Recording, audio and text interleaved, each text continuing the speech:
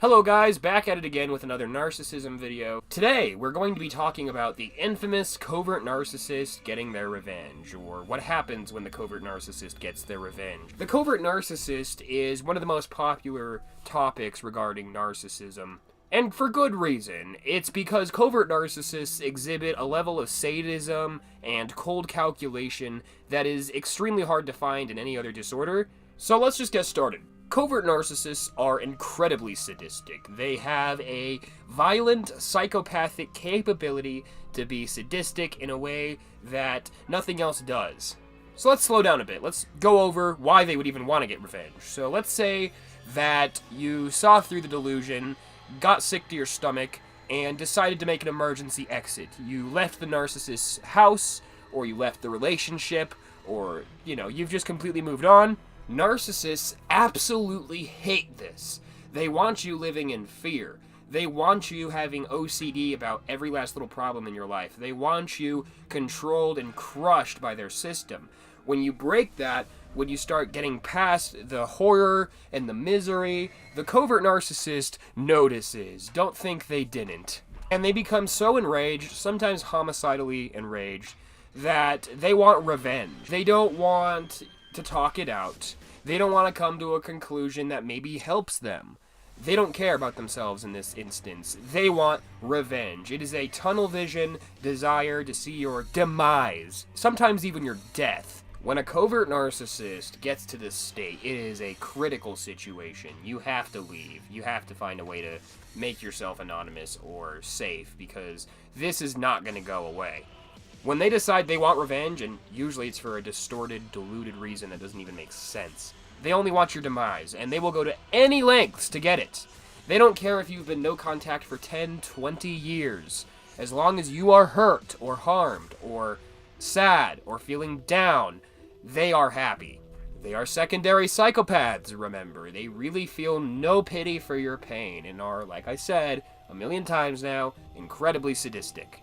Keep those two words in your mind with covert narcissists. Incredibly sadistic. So how do they get the revenge? Well, there's many ways a covert narcissist will get revenge. If they get blocked from doing all sorts of things, even by police, they are so crafty they will come up with new ways to get revenge. And trust me, I've been through it all. I've dealt with numerous narcissists and their collapse. I grew up around it, okay? So, what do narcissists do in all tiers? Like, what are the tiers of the lowest to highest forms of revenge? Well, I'll get through to that. What is the petty revenge that they get? Because, let's start with the little stuff. What petty things do they do? Well, narcissists want to see three things happen to you as a result of the revenge. They want to see you, let's be honest, die. That would be nice. They would like that. They want to see you lose your social credibility and your job and all your status. And they want you to feel scared. So for petty revenge, something that's not like a super big deal, but still sucks. They might, at your workplace, tell your coworkers lies about you. They might say anything from you slept with their partner or you ruined their life to you do things with kids. Yeah, they'll go there. They'll tell people stuff. They'll turn people against you. You might lose some friends.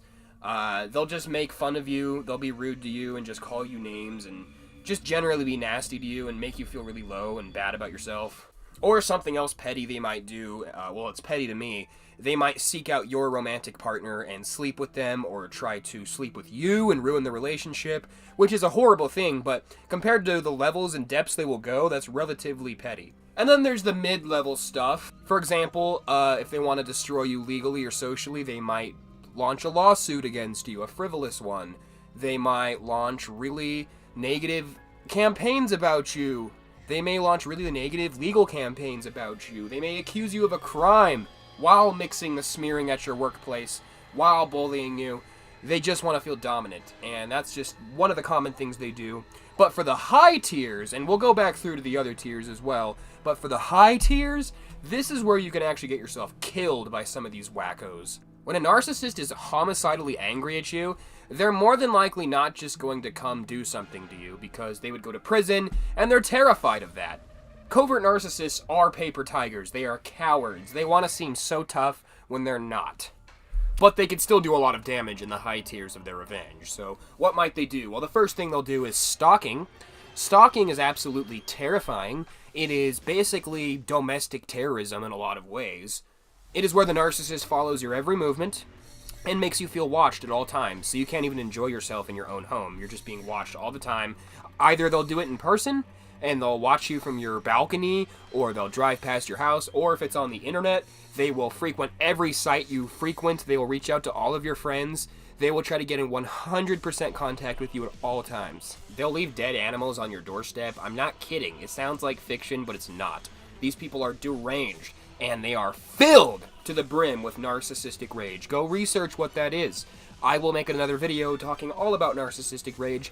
It is the mechanism behind most of narcissism when you really look at it. It takes over their entire mind. The next horrible thing they might do is they might just threaten to hurt you. They might post about their guns on social media. This is a very common one. Covert ones will post about their weapons on social media. They'll post their assault rifles. They'll post themselves holding a big gun, looking all scary and tough. And that's all for you. They posted that for you. And which in a way is kind of flattering that they think you're so tough that they need to take you down that way. But it's also scary as hell. It's absolutely terrifying. It is terrorism. So they'll do that.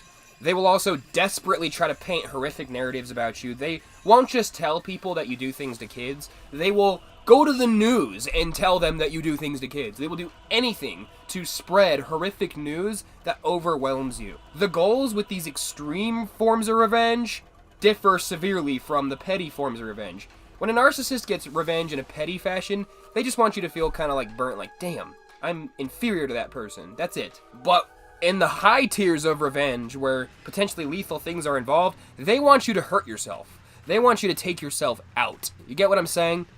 Another thing they do in the high tiers is something known as gang stalking. A lot of people do not take it seriously. They think it means like, ooh, there's a spaceship that's talking to me. No, that's not what gang stalking is. Gang stalking is when several of these monstrous covert narcissists group together and use all of the tactics mentioned in this video, and then some, to intimidate, bully, and harass their target, until the target either takes their own life, or rises above it and grows up, or finds a way to find security. Now, if you're dealing with the covert narcissist doing any of this stuff, do not engage. I have made the mistake before in the past where I would engage with the narcissist. I would argue with them for hours and hours and hours and hours, just back and forth arguing with several different narcissists that I knew. And it will get you absolutely nowhere. You will get nowhere arguing with them. They will make circular arguments. They will just lie to you constantly. They will treat you like a piece of trash. They will try to lower your self-esteem any second they get into your mind, because they want you under their control, and you're not, and that is devastating to them. So don't engage. Try to look on the bright side, and if you can, hide all of your details. Hide your social media details. Hide your apartment or house number. Don't let them know anything. Don't let them know your phone number. Move if you have to. Yeah, move. I also got some comments recently that were annoying. They were suggesting that everything I make is just hyper-sensationalized, and this is the greatest witch hunt of the century, and I have to heal my own wounds before attacking these narcissists. I'm not attacking anybody.